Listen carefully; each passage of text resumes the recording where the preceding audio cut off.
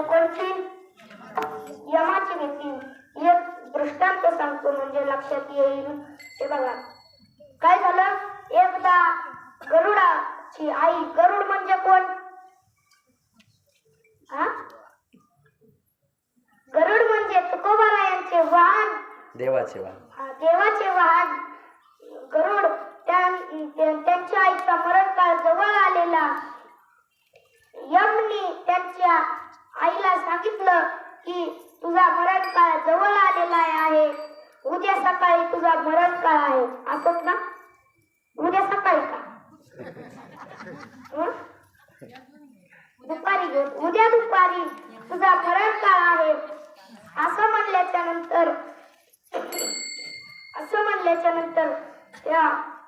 ती उदास बसली. एक दिवस तिने काहीच खाल्लं नाही. दुसऱ्या दिवशी सकाळी पहाटे किती वाजता?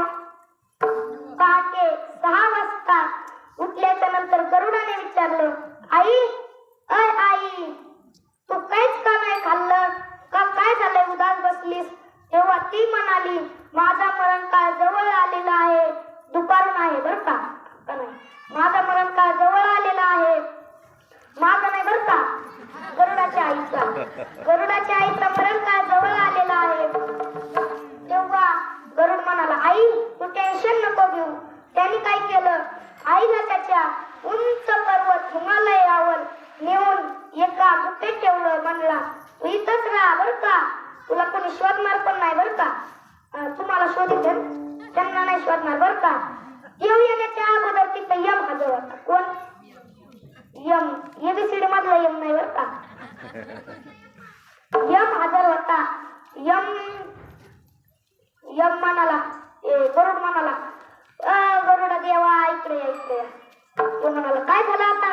तो म्हणाला तुम्ही इथं कस काय? तो म्हणाला तुझ्या आईचा मरणकाळ इथेच होता. तेव्हा त्याने तिथंच नेलं त्याच्या आईला. त्याच्या आईचा मरणकाळ झाला. मरण कोणालाही चुकवता येत नाही. एकदा मी कीर्तनामध्ये बोलताना सहज बोललो. या गावचे समजे लोक मानणार आहेत. या गावचे नाही बरं का, दुसऱ्या या गावचे समजे लोक मानणार आहेत. तेव्हा समजे रडू लागले बर का. इतरचे समजे रडत होते. हे आजी हसत आजी, एकच आजी होत्या त्या नुसत्या हसू लागल्या. त्या म्हणलं, ओ आजी कशाला हसतात? मरण तुम्हाला फार आवडतं का?